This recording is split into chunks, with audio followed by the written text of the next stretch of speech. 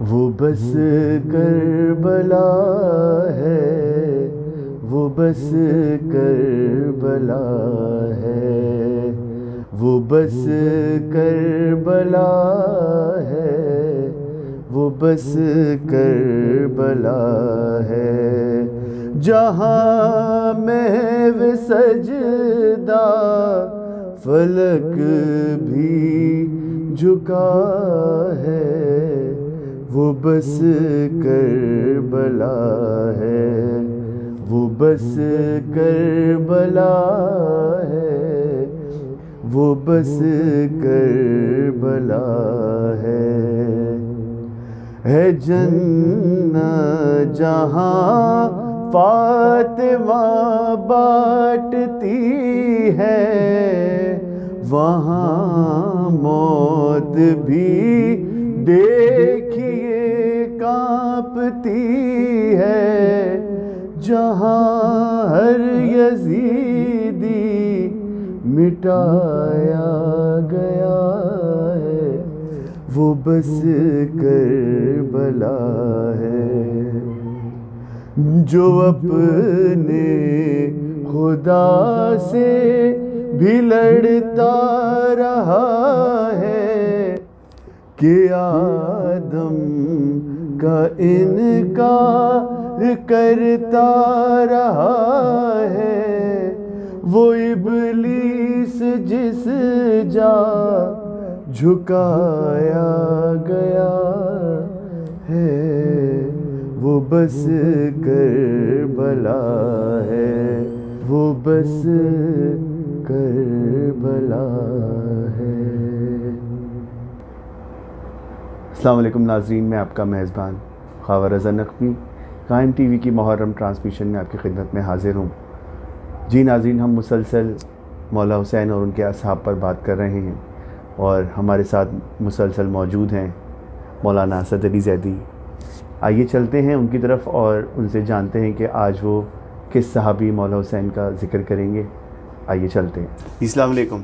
علیکم السلام ورحمۃ اللہ۔ جی قبلہ، آج ہم کس صحابی مولا حسین کی بات کریں گے؟ ہمارے ناظرین کو آپ پلیز۔ جی آج 4 محرم الحرام 1443 ہجری ہے، اور آج کے سلسلے میں مسلسل انصار حسین اور عظمت اصحاب حسین امام حسین پہ گفتگو کر رہے ہیں۔ آج 4 محرم کو ارادہ یہ ہے کہ طبیب لشکر حسینی حضرت زہیر ابن قین علیہ السلام پہ گفتگو کی جائے، اور ان کی سیرت کے حوالے سے کچھ باتیں اپنے ناظرین کے گوش گزار ہم کریں۔ پہلے یہ کہ حضرت زہیر کا لقب طبیب لشکر حسینی، نام زہیر ہے، اور شہدائے کربلا کی تاریخ میں تاریخ ولادت وغیرہ جو ہے وہ پرانی کتابوں میں یا امہات الکتب میں یا تذکرہ نگاروں نے، کیونکہ ظاہر ہے کہ روایت کرنے والے ہی یا لشکر یزید کے سپاہی ہیں یا اہل بیت ہیں، تو اس طریقے سے احوال بہت تفصیل سے نہیں ملتے کہ ان کی ولادت کیسے ہوئی یا کس سلسلے سے وہ پروان چڑھے یا نشو و نما کیسے ہوئی، بہت کم واقعات ملتے ہیں۔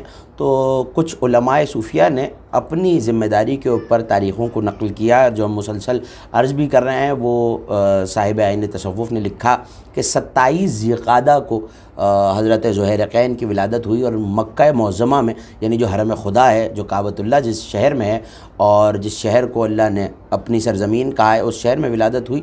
اور بجلی تھے، بجلیہ قبیلہ سے ان کا تعلق تھا، اور بجلی قبیلہ در اصل اس کا تعلق یمن سے ہے۔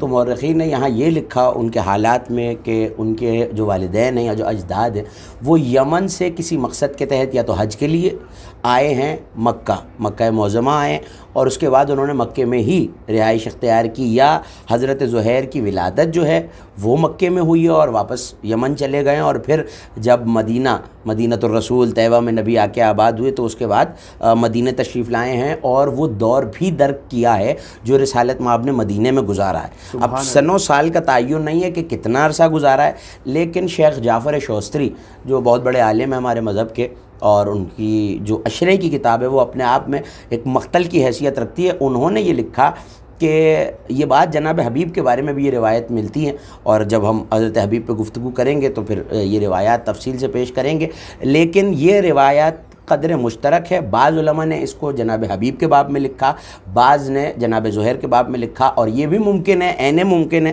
کہ جس وقت یہ دونوں اپنے ایام طفولیت میں یا ایام یعنی اپنے بچپنے میں یہ دونوں ظاہری بچپن میں جب مدینے میں ہیں تو ظاہر ہے کہ جب نبی کا دور درک کیا ہے تو اس وقت حسن و حسین کا ظاہری بچپنا بھی دیکھا ہے. اور شیخ جعفر شوستری نے لکھا کہ کھیلے ہوئے ہیں زہیر ابن قین حسین کے, نہ صرف دور دیکھا ہے, نہ صرف حسن و حسین کی زیارت کی ہے, بلکہ دونوں شہزادوں کے ساتھ بچپن میں کھیلیں. سبحان اللہ. اور یہ روایت جو خصوصیت سے میں چاہتا ہوں کہ ہمارے ناظرین تک پہنچے وہ یہ ہے کہ حضرت زہیر بن قین کو جب نبی مدینے کی گلیوں میں کھیلتا ہوا دیکھتے تھے تو حضرت زہیر کو اٹھاتے, اور نہ صرف اٹھاتے, گود میں اٹھا کے پیار کرتے. تو لوگ سبب پوچھتے کہ کیا سبب ہے یا رسول اللہ, اس بچے میں ایسی کیا خاص بات ہے؟ تو کہا جب یہ میرے حسین کو دیکھتا ہے تو اپنی نظروں کو بھی جھکاتا ہے, اس کی قدم بوسی بھی کرتا ہے, اور حسین کے قدموں کی خاک اٹھا کے اپنے سر اور چہرے پہ ملتا ہے. سبحان اللہ. یہ روایت جناب حبیب کے بارے میں بھی ہے, لیکن شیخ جعفر نے لکھا تو یہاں علماء نے, سیرت نگاروں نے یہ لکھا کہ ہو سکتا ہے کہ یہ دونوں بچے جناب حبیب بھی, کیونکہ پروردگار عالم ایک منشور کے تحت انہیں جمع کر رہا تھا اور انہیں ساتھ کیا, اور ظاہر ہے کہ یہ مشیت الہی تھی اور اصحاب حسین کو جمع ہونا تھا. اور اس طرح کے فدایان کہ خدا تو اپنے علم میں رکھتا تھا اور نبی بھی اللہ کے دیے ہوئے علم سے یہ جانتے تھے, کیونکہ وارث علم الہی ہیں نبی, تو وہ جانتے تھے کہ یہ میرے حسین پہ اپنی جان کو قربان کرے گا. تو بچپن سے ہی الفت حسین کا یہ عالم تھا حضرت زہیر قین کے دل میں, کیونکہ قین ان کے والد کا نام ہے. اور قین کہتے ہیں لوہے سے اسلحہ یا چیزیں بنانے والے کو, آہنگر کو, جو لوہے سے مختلف چیزوں کی شکلوں میں لوہے کو ڈھالتا ہے.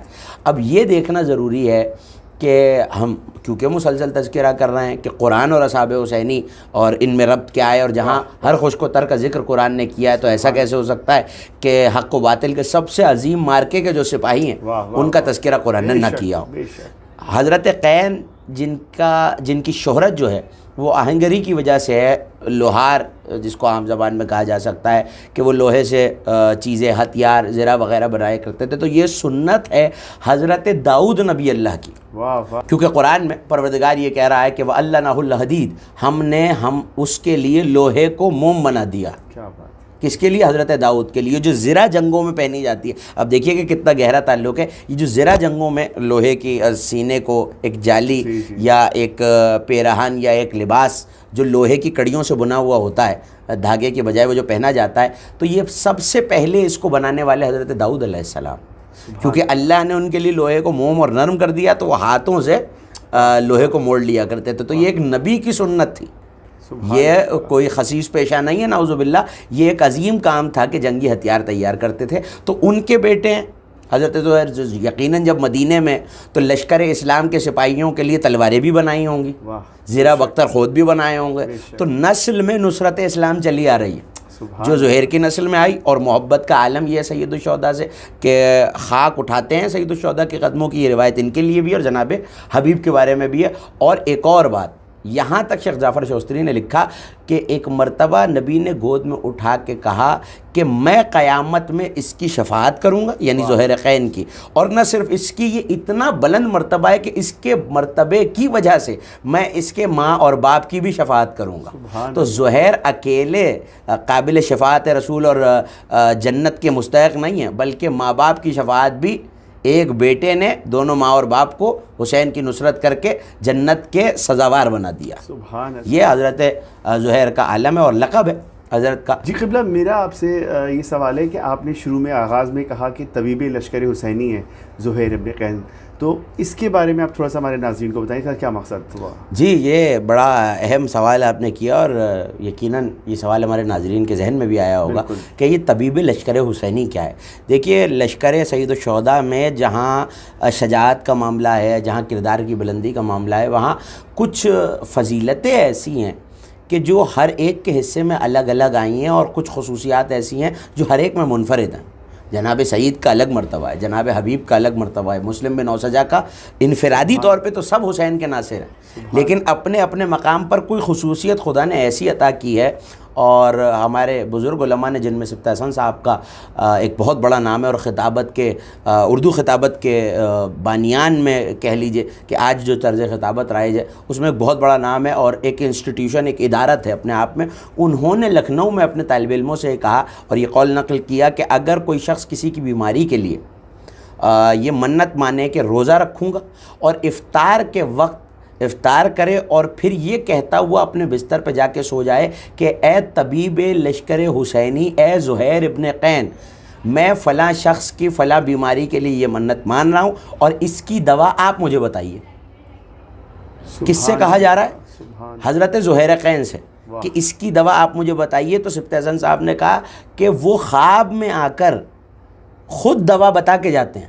سبحان اللہ. تو ایک طالب علم کہتا ہے، میں چاہتا ہوں کہ یہ واقعہ بھی نقل کروں، مکمل واقعہ پہنچے گا تو لوگوں کے اعتقاد میں بھی اضافہ ہوگا. اور کیسے نہ ہو جو سو ہی خاک شفا میں رہے ہوں وہ کیسے لوگوں کی بیماریوں کو دور نہ کریں. اور یہاں سے لوگوں کو یہ بھی اندازہ ہونا چاہیے کہ جس حسین کے غلام اور سپاہی ایسے ہیں، اس حسین کے لشکر کا سالار عباس کیسا ہوگا اور پھر لشکر کا مالک خود حسین کیسا ہوگا اور سید الشہداء جس کے شہر کی خاک میں شفا ہے. تو جو حسین پہ اپنی جان قربان کر رہے ہیں وہ اگر طبیب لشکر حسینی ہو جائے یا امراض کی دوا بتا دے تو حیرت نہیں ہونی چاہیے کسی کو. تو ایک طالب علم کہتا ہے کہ میں نے آزمانے کے لیے، اور میں بہت عرصے سے ایک بیماری میں مبتلا تھا، بیماری کا نام بھی موجود ہے، تو انہوں نے اپنی خانوادے میں جا کے بتایا. تو جو ان کی ہمشیرہ تھی، ان کی بہن تھی، انہوں نے منت مانی، روزہ رکھا اور اس کے بعد یہی جملہ کہا کہ اے طبیب لشکر حسینی، اے زہیر قین، میرا بھائی فلاں مرض میں مبتلا ہے، آپ اس کی دوا بتائیے.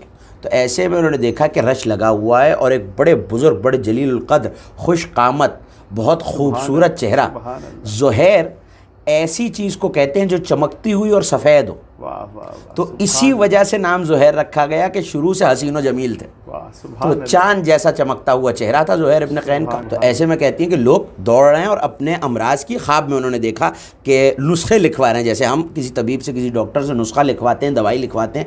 تو ایسے میں زہیر نے دیکھا اور میں نے بڑھ کے جناب زہیر سے گزارش کی. ان کی بہن کہہ رہی ہے اس طالب علم کی کہ میرا بھائی بہت عرصے سے اس مرض میں مبتلا ہے اور اسے شفا نہیں مل رہی. تو حضرت زہیر نے یہ جواب دیا کہ وہ تو دوا کرنا ہی نہیں چاہتا. اور یہاں سے مجلس حسین، کیونکہ ایام ازاں، تو یہ جملہ ہمارے نوجوان دوست محفوظ کریں اور اس سے عظمت سمجھیں کہ فرش ازاں کی ایک ایک چیز، مجلس حسین کی ایک ایک چیز کتنی اہم ہے.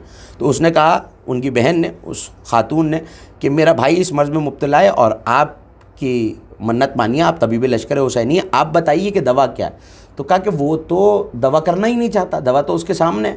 تو کہا کہ اس نے تو بارہا علاج کرایا اور میں گواہ ہوں اس بات کی کہ بار بار اس نے دواؤں کا استعمال کیا، حکیموں کو دکھایا، طبیبوں کو دکھایا، مگر اس کا مرض رفع نہیں ہوتا، دور نہیں ہوتا. تو کہنے لگے میں جو کہہ رہا ہوں کہ جب میں نے کہہ دیا کہ وہ علاج رکھتا ہے مگر علاج کرنا نہیں چاہتا، تو اس نے کہا کہ جو ان کی ہمشیرہ ہے اس نے آگے بڑھ کے کہا کہ ایسا کیسے ہو سکتا ہے، میں نے تو خود دیکھا ہے. کہا ہم جو کہہ رہے ہیں کہ وہ دوا کرنا نہیں چاہتا مگر دوا رکھتا ہے. تو کہا کیسے؟ کہ جب مجلس حسین ہوتی ہے، اور یہاں سے ہمارے نوجوان دوست اور بھائی اس بات کو محفوظ کریں کہ عظمت تبرک کیسے اجاگر کیا حضرت زہیر ابن قین نے. تو کہا کہ جب مجلس حسین ختم ہوتی ہے تو جو حصہ، جو تبرک بٹتا ہے، تو وہ تبرک نہیں لیتا اور اس تبرک میں شفا ہے، وہ تبرک نہیں لیتا، اس کی وجہ سے اس کی مرض کی شفا نہیں ہو رہی. تو ایک مرتبہ وہ بہن آگے بڑھی اور اس نے کہا کہ میں یہ بات اپنے بھائی سے پوچھوں گی. اور جب وہ خواب سے بیدار ہوئی ہے تو ایک مرتبہ اس نے کہا کہ اے بھائی، میں نے حضرت زہیر کی منت مانی تھی، حضرت زہیر نے مجھ سے خواب میں کہا ہے کہ وہ دوا رکھتا ہے مگر دوا کرنا نہیں چاہتا. تو ہمارے یہاں بھی یہ مسئلہ ہوتا ہے کہ تبرک میں اگر رش ہو رہا ہو تو تبرک ایک واحد ایسی چیز ہے کہ جو ہمارے بزرگ کہا کرتے ہیں کہ ہاتھ پھیلا کے اور مانگ کے لینا چاہیے، اور آگے بڑھ کے اگر نہ مل رہا ہو تو مانگ کے لو. اور جو ہاتھ پھر حسین کے تبرک کے لیے پھیل جائے تو یقین کیجئے کہ سید الشہداء اس ہاتھ پھیلانے والے کا ہاتھ دنیا کے کسی شخص کے سامنے پھیلنے نہیں دیتے. ہم اپنا ہاتھ پھیلا کے تبرک کو طلب کرتے ہیں. تو حضرت زہیر نے کہا کہ دوا ہے مگر وہ دوا کرتا نہیں ہے. اور بہن کیا کہہ رہی ہے، میں نے دوا کرتے دیکھا. تو کہا وہ مجلس کا تبرک نہیں لیتا. تو ایک مرتبہ اٹھ کے جب اس نے کہا، تو آج بھی آپ نے یہ معاملہ دیکھا ہوگا کہ گھبرا کے اس رش سے یا اس ازدحام سے لوگ تبرک کو چھوڑ کے چلے جاتے ہیں. تو حضرت زہیر طبیب لشکر حسینی بتا رہے ہیں کہ جب وہ بی بی آگے بڑھی اور اس نے بھائی سے پوچھا کہ زہیر نے خواب میں ایسی بات بتائی ہے طبیب لشکر حسینی نے، اس نے کہا کہ بالکل صحیح کہا ہے حضرت زہیر نے کہ میں رش کی وجہ سے اکثر تبرک کو چھوڑ کر آگے بڑھ جایا کرتا تھا. تو اس نے حضرت زہیر کا جب یہ خواب سنا تو اب جب مجلس میں گیا تو فوراً اس طالب علم نے تبرک لیا اور تبرک کھایا، تو اس تبرک کی برکت سے جو مجلس حسین کا تبرک تھا، وہ مرض جو کئی سالوں سے رفع نہیں ہو رہا تھا، وہ ایک مرتبہ تبرک حسینی کو کھانے سے رفع ہو گیا۔ تو اس کا مطلب ہے کہ طبیب لشکر حسینی اس وقت امام حسین کی نصرت صرف نہیں کر رہے تھے، آج بھی نصرت حسین کر رہے ہیں، آج بھی نصرت شبیری، نصرت عزائے حسین کر رہے ہیں۔ اور یہ غلط نہ ہوگا اگر میں کہوں کہ یہ غلط نہ ہوگا اگر میں کہوں کہ زہیر ابن قین صرف جسموں کے طبیب نہیں ہیں، روحوں اور عقیدوں کے بھی طبیب ہیں۔ سبحان اللہ، سبحان اللہ۔ جی قبلہ، بہت خوب۔ میرا آپ سے سوال یہ ہے کہ لوگ جو ہیں حضرت زہیر ابن قین کے اوپر ان کے مسلک پر سوال اٹھاتے ہیں کہ وہ جو ہیں ان کا تعلق جو تھا وہ حضرت عثمان کے ان سے تھا، تو اس بارے میں تھوڑی سی روشنی ڈالے گا ہمارے ناظرین کے لیے۔ جی یہ بڑا اہم سوال ہے، اور تاریخ میں ایسے لوگ ہمیشہ رہے ہیں جو اہل بیت یا ان سے وابستہ لوگوں کی کردار کشی یا ان کے کردار پہ یا ان کی شخصیت پہ انگشت نمائی کرنا چاہتے ہیں، اور آج بھی ایسے لوگ موجود ہیں۔ اور اس کا بہت سختی سے جواب دیا جانا خود ساختہ کچھ مفکروں نے اور خود ساختہ دانشوروں نے، انٹلیکچوئلز جو اپنے آپ کو سمجھتے ہیں، انہوں نے تاریخ میں یہ دیکھ کر کہ جب امیر المومنین کی لشکر شام سے یا حاکم شام سے جنگیں ہو رہی ہیں تو اس وقت زہیر غیر جانبدار ہیں یا خاموش ہیں، تو اس کو دیکھ کے کیونکہ دو طبقے بن چکے تھے، ایک وہ جو قتل عثمان کا بدلہ لینا چاہتا تھا جو کہ لشکر حاکم شام کے ساتھ تھا، اور ایک وہ جو حامی برحق جناب امیر المومنین جو کہ حجت خدا ہیں ان کے ساتھ تھے۔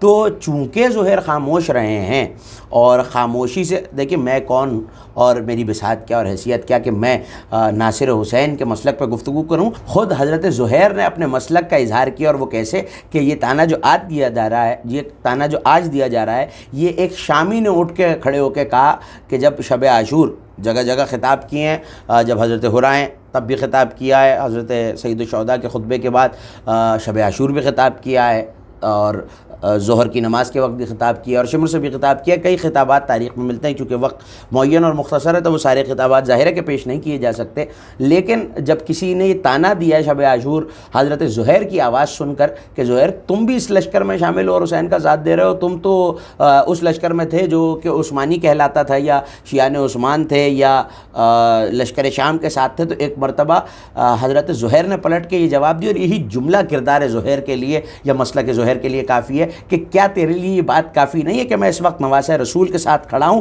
اور یہ بات اس کی دلیل میں کافی نہیں ہے کہ میں شیعان اہل بیت میں سے ہوں۔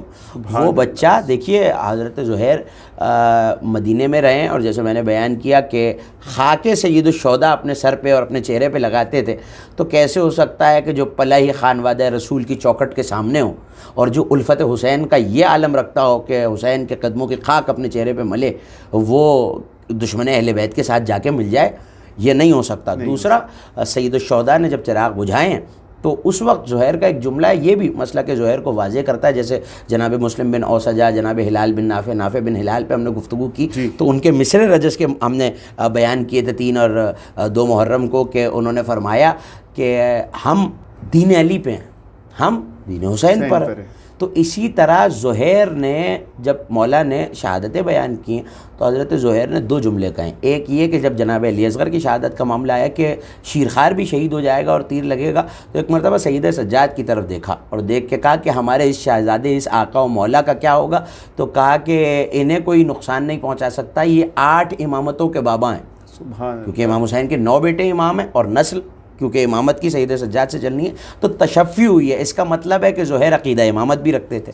اور تیسری بات مسلک زہیر کے لیے یہ کافی ہے کہ جو شب عاشور جس وقت چراغ گل کیے ہیں اور بیعت اٹھا لی ہے سید الشہداء نے اپنے اصحاب میں سے، تو بہت سارے اصحاب نے اس وقت گفتگو کیا، زہیر نے بھی کی، تو جناب زہیر نے اس وقت یہ فرمایا ہے کہ اے میرے مولا، اگر اس دنیا میں موت کا تصور نہ ہوتا اور ابدی زندگی ہوتی، قیامت تک زندگی ہی زندگی ہوتی اور موت نہ آنی ہوتی اور ہر شخص قیامت تک زندہ رہتا، تب بھی میں اس ابدی زندگی پہ اپنی جان کو آپ کے قدموں پہ قربان کرنے پہ فوقیت دیتا۔ سبحان اللہ، سبحان، یعنی اس شہادت کو اپنی جان کو قربان کرنے کو اس ابدی زندگی پہ فوقیت دیتا کہ میں ابدی زندگی کو چھوڑ کے نواسہ رسول پہ اپنی جان کو قربان کروں اور رسول اللہ کی نظروں اور خدا کی نظروں میں اور اس مقام کے لیے سرخرو ہو جاؤں۔ کوئی تو وجہ ہے کہ رسول یہ دعا دے رہے ہیں کہ میں اس کی بھی شفاعت کروں گا، اس کے ماں باپ کی بھی شفاعت کروں گا، یہ رسول کا قول موجود ہے۔ تیسری بات یہ، اور اس کا پہنچنا بہت ضروری ہے، ظاہر ہے کہ دامن وقت میں گنجائش بھی کم ہے، کہ زہیر کی مثال مومن آل فرعون کی مثال ہے۔ اچھا یہ کیا ہے مومن آل فرعون؟ تو چونکہ ہم قرآن کا تذکرہ کر رہے ہیں اصحاب حسینی کے لیے، اور کوئی خوش کوتر قرآن نے جہاں نہیں چھوڑا تو اصحاب حسینی کا تذکرہ کیسے ہو سکتا ہے؟ سید الشہداء نے حضرت زہیر کے بارے میں یہ فرمایا کہ اس کی مثال مومن آل فرعون کی مثال ہے۔ یہ کون ہے؟ جس وقت حضرت موسیٰ و ہارون نے آ کی تبلیغ کی ہے، اور سورہ مومن میں اس کا تذکرہ بھی ہے، اور بلکہ اسی آیت کی وجہ سے سورہ مومن کا نام سورہ مومن ہے، سبحان اللہ، مومن آل فرعون کی وجہ سے۔ اب نام ہی واضح کر رہا ہے مومن آل فرعون، آل کہتے ہیں خانوادے کو، تو اس کا مطلب ہے کہ تھا فرعون کے گھر، تھا فرعون کا رشتہ دار، لیکن اللہ نے قرآن میں اسے مومن کہا ہے، اور جسے اللہ مومن کہہ دے، ہم اپنے کو مومن کہیں یہ اور بات ہے، جسے خدا مومن کہے وہ اور بات ہے۔ مومن آل فرعون خدا کہہ رہا ہے، اس کا مطلب ہے کہ ظلمت کے کتنے گھنگور بادل ہوں، کتنی کالی گھٹا چھائی ہوئی ہو، لیکن حق کی کرن کہیں بھی پھوٹ سکتی ہے، چاہے فرعون کا گھر ہی کیوں نہ ہو۔ جب موسیٰ اور ہارون آئے اور فرعون نے کہا ہے کہ ان سے کیا سلوک کروں، قتل کر دوں، تو قرآن یہ کہتا ہے قال رجل مومن من آل فرعون، اس وقت آل فرعون میں کا ایک مومن بولا جس نے اپنا ایمان یکتم و ایمان ہو، اس نے اپنا ایمان چھپایا ہوا تھا۔ اس کا مطلب ہے کہ فرعون کے گھر، اور بڑا مشہور جملہ ہے، دیکھیے کردار مومن آل فرعون سمجھ میں آئے تو کردار زہیر ابن قین سمجھ میں آئے، یقیناً مومن آل فرعون سے بھی کہیں برتر اور بڑھ کر ہوگا حسین کی نظر میں، کیونکہ کہہ رہے ہیں کہ نہ بابا کو ملے، نہ نانا کو، نہ بھیا کو، تو لیکن سمجھنے کے لیے کردار آیت پیش کر رہا ہوں، اور قرآن سے بہتر سمجھنے کے لیے ہدایت کی کوئی کتاب ہمارے پاس موجود ہی نہیں ہے، ابدی ہدایت ہے قرآن۔ تو قرآن یہ کہہ رہا ہے، اور تاریخ میں واقعہ موجود ہے کہ یہ مومن تھا، فرعون کے رشتہ داروں میں تھا، اس کے محل میں تھا، لیکن ایمان چھپایا ہوا تھا۔ اسی طرح اگر کہیں کسی موقع پہ زہیر خاموش یا غیر جانبدار نظر آئیں تو یہ مشیت الہی تھی کہ زہیر کو محفوظ رکھا ہے حق و باطل کے سب سے بڑے مارکے کے لیے۔ سبحان اللہ۔ مشہور واقعہ شیعہ سنی کتابوں میں موجود ہے، اور وہ واقعہ کیا ہے کہ فرعون اپنے آپ کو یہ کہتا تھا کہ میں خدا ہوں، اور خدا کے مقابلے پہ خدا بنا بیٹھا تھا۔ تو کسی نے بتایا کہ یہ مومن آل فرعون جو ہے، اسقیل نام ہے تاریخ کی کتابوں میں ان کا، کہ یہ موسیٰ پہ ایمان لے آیا اور ایک خدا کو مانتا۔ تو فرعون نے امتحان لینے کے لیے پوچھا کہ تمہارا خدا کون ہے؟ دربار بھرا ہوا ہے اور ایسے لوگ موجود ہیں جو فرعون کو خدا مانتے ہیں۔ اب ذرا دیکھیے کہ کس طوری اور کس طریقے سے مومن آل فرعون نے جواب دیا ہے۔ وہ یہ سمجھ رہا ہے کہ یہ میرے بندے، میں ان کا خدا ہوں۔ مومن آل فرعون سے یہ توقع کر رہا ہے کہ کہے گا تو میرا خدا ہے۔ تو مومن آل فرعون نے بڑے طریقے سے ایمان کو چھپاتے ہوئے اپنے ایمان کو بچا بھی لیا اور چھپا بھی لیا، اور وہ جملہ یہ ہے کہ جب پوچھا کہ تیرا خدا کون ہے، تو کہا کہ جو ان کا خدا ہے جو دربار میں بیٹھے ہوئے ہیں وہی میرا خدا ہے۔ واہ واہ واہ۔ فرعون یہ سمجھ رہا ہے کہ یہ بات میرے حق میں ہو رہی ہے چونکہ یہ مانتے ہیں، لیکن اس کے کہنے سے وہ خدا تو نہیں ہو جائے گا، معبود تو نہیں ہو جائے گا، معبود تو وہی ہے جو ذات باری تعالیٰ ہے، جس کی حجت محمد و آل محمد ہے۔ تو انہوں نے کہا کہ میرا خدا بھی وہی ہے جو ان کا ہے، تو حقیقت میں تو اللہ ہی ان کا خدا ہے۔ سبحان اللہ۔ تو اسی طرح کردار زہیر ابن قین ہے، جیسا مقام کہ ظلمتوں میں رہتے ہوئے ہدایت کی، اور شمر سے جو خطاب کیا ہے شب عاشور، کہ جب آگے بڑھ کے اپنی شجاعت کا اعلان کیا جناب حبیب نے، تو وہاں سے ایک شخص آ رہا، اس نے کہا کہ حبیب تم اپنی عبادت پہ گھمنڈ کر رہے ہو یا غرور کر رہے ہو؟ تو حبیب اور اصحاب حسینی کے حق میں زہیر نے ایک خطاب یہ کیا ہے، جب ہر آئیں تو ہر کے لشکر سے بھی خطاب کیا ہے۔ ظہر کے وقت ایک اور بڑی اہم خصوصیت جناب زہیر کی ہے جو میں چاہتا ہوں اجاگر کروں، اور یہ بات غیر معروف ہے، اکثر لوگ اسے نہیں جانتے۔ جناب سعید بن عبداللہ، یہ وہ جلیل القدر صحابی ہیں کہ حسین اس ہستی کا نام ہے جس نے توحید سے لے کر اسلام، عبادت، نماز، ولایت، نبوت سب کو حفاظت کی ہے، سب کو بچایا۔ لیکن جب ظہر کا وقت آیا اور میرے مولا حسین نے نماز کو قائم کیا ہے اور صفیں بچھی ہیں، تو سعید حسین کی ڈھال بن کے کھڑے ہیں۔ حسین وہ جو توحید کی ڈھال بن کے کھڑا ہے، اسلام کی ڈھال بن کے کھڑا ہے، لیکن سعید اس مقام پہ اکیلے نہیں تھے۔ حضرت، بہت کم لوگ یہ بات جانتے ہیں کہ حضرت زہیر قین بھی اس مقام پہ امام کے تحفظ، نماز کے تحفظ کے لیے ڈھال بن کر امام حسین کے آگے کھڑے ہیں۔ جناب سعید تو شہید ہو گئے، لیکن زہیر نے اس منزل کو بھی عبور کیا۔ سبحان اللہ سبحان اللہ. جی ناظرین، آپ زہیر ابن قین علیہ السلام کے حوالے سے ہماری گفتگو ابھی جاری ہے اور وقت ہوا ہے چھوٹے سے ایک بریک کا. دیکھتے رہیے قائم ٹی وی. وہ بس کربلا ہے، وہ بس کربلا ہے، وہ بس کربلا ہے، وہ بس کربلا ہے. جی ناظرین، ہم بریک سے واپس آ گئے ہیں. ہمارے ساتھ مسلسل موجود ہیں مولانا اسد علی زیدی، جو کہ مولا حسین اور ان کے اصحاب پر بات کر رہے ہیں، اور آج ہم مولا کے صحابی زہیر ابن قین پر بات کر رہے ہیں. آئیے قبلہ کی طرف چلتے ہیں اور ان سے سوال کرتے ہیں. جی قبلہ، میں چاہوں گا کہ آپ آخر میں ہمارے ناظرین کے لیے ان کی شجاعت اور ان کی شہادت کے بارے میں کچھ ہمارے ناظرین کے لیے روشنی ڈالیے. جی، شہادت زہیر باقاعدہ ایک الگ موضوع ہے، اور اگر ہم اس کی تفصیل میں اس وقت بیان کرنے لگیں تو میرا خیال ہے کہ ایک علیحدہ پروگرام ہمیں صرف اگر شجاعت زہیر پہ کریں تو خاصا وقت چاہیے. لیکن اجمالاً یہ بیان کر دوں کہ ہر صحابی اپنے اپنے جنگ کے وقت پہ لڑا ہے، لیکن زہیر ابن قین وہ مجاہد حسین ہیں جنہوں نے 4 جنگیں لڑی سبحان اور 4 مارکے ہیں خود عاشور کے دن اور شب عاشور ملا کے. پہلا تو یہ کہ جب حملہ ہوا ہے تو حضرت زہیر نے، کیونکہ میمنہ کا جو لشکر ہے، 4-5 سمتیں ہوتی ہیں لشکر کی، میمنہ، میسرہ، قلب لشکر، ساقہ، مقدمہ، یہ جہات ہیں لشکر کی. تو بیٹیلینز یا کچھ سپاہیوں کے حصے الگ کر کے، اور یہ فنون حرب میں شمار ہوتا ہے. اور اب ظاہر ہے کہ اور حسین سے زیادہ جو حیدر کرار کا بیٹا کون جنگوں کو جانتا ہے، تو حسین نے ابھی جنگیں دیکھی ہوئی بھی ہیں اور امیر المومنین کی معیت میں لڑے بھی ہیں. نہ صرف لڑیں بلکہ سپہ سالار بھی رہے ہیں مولا علی کے لشکر کے. تو زہیر کو میمنہ کا سالار بنایا تھا، جیسے جناب حبیب کو میسرہ کا سالار بنایا تھا. تو 20 افراد کا دستہ تھا حضرت زہیر کا. اور جب حملہ ہوا ہے تو یہ ذہانت ہے حضرت زہیر کی، اور کیا کہیے حضرت زہیر کی اس ذہانت کے کہ اتنا بڑا لشکر ہے اور 20 افراد سے ٹکرا رہا ہے، تو کہا نیزوں کو اس طرح لے کے کھڑے ہو جاؤ کہ گھوڑے دوڑتے ہوئے آئیں تو نیزوں کے ڈر سے گھوڑے پلٹ جائیں. اور اس طرح حملے کو روکا ہے. اور شمر نے چاہا کہ سید الشہداء کے خیمے کو آگ لگائی جائے، تو اس وقت مقابلہ کیا ہے اور بہت بڑے سپاہی کو شہید کیا فوج یزید کے، اور مار بھگایا ہے شمر کے اس دستے کو. دوسرا یہ کہ جب ہر لڑنے گئے، تو یہ بالکل آغاز کی بات ہے، یوم عاشور کے اولین شہیدوں میں حضرت ہر کا نام آتا ہے. تو جب ہر لڑنے گئے تو شانہ بشانہ 7 لڑنے گئے. ایک اپنی جنگ علیحدہ ہے ہر کے ساتھ علیحدہ جنگ کی، اور ایک طرف سے ہر حملہ کرتے تھے اور ایک طرف سے جناب زہیر قین حملہ کرتے تھے. اور اتنا لڑے ہیں کہ کشتوں کے پشتے لگا دیے، اور جب ہر شہید ہونے لگے تو پیادہ لوگوں نے گھیر کے مارا ہے. تو یہ 2 جنگیں ہو گئیں. تیسرا یہ کہ سید الشہداء پہ جب تیر برس رہے ہیں تو زہیر قین سامنے کھڑے ہیں. اور پھر 3 جنگیں ایسے مار کے لڑنے کے بعد خود جنگ لڑی ہے حضرت زہیر نے، اور ایسا حملہ کیا ہے کہ تلوار کو کھینچا اور رجز پڑا، اور اس رجز میں یہ فرمایا کہ میں اپنی جان کو اس پہ قربان کروں گا جو جنت کے سرداروں میں کا ایک سردار ہے، نبی کے نواسوں میں ایک نواسا ہے جو باقی بچا ہے. اور تم کیا اس لشکر سے لڑنے آئے ہو جن کی عبادتوں پہ خدا ناز کرتا ہے. اور یہ کہہ کے اور 2 رجز ملتے ہیں. ایک اس وقت جب ہر کے ساتھ جنگ لڑی ہے، اور کئی حملے، کیونکہ سپہ سالار کی ذمہ داری بھی زیادہ ہوتی ہے سپاہیوں سے، اور ان سب سالاروں کے لشکر کے سالار ظاہر ہے کہ عباس علمدار تھے. تو میمنہ کے سردار کی حیثیت سے یہ 3 مقامات پہ جنگ اور ہے.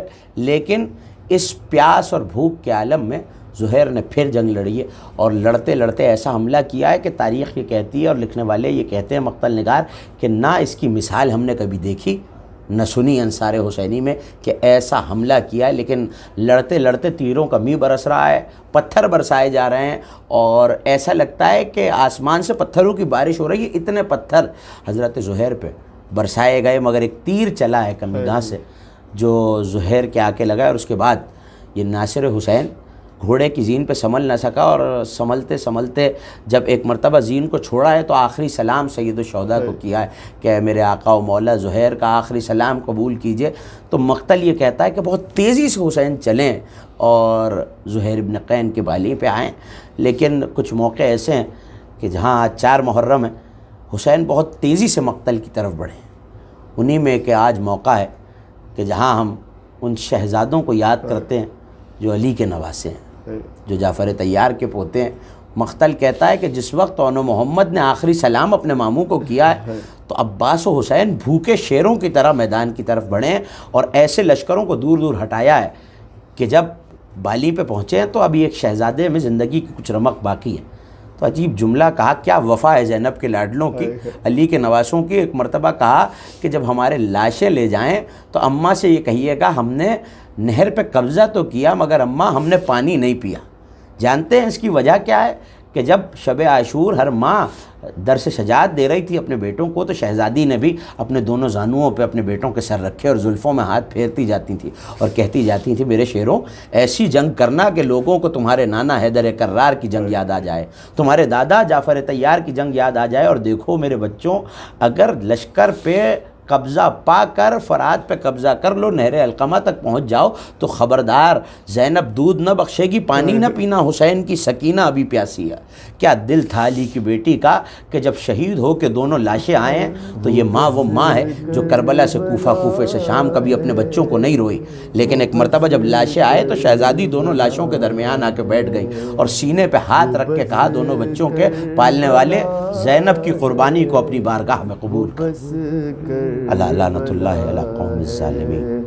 جہاں میں سجدہ فلک بھی جھکا ہے وہ بس کربلا ہے, وہ بس کربلا ہے, وہ بس کربلا ہے.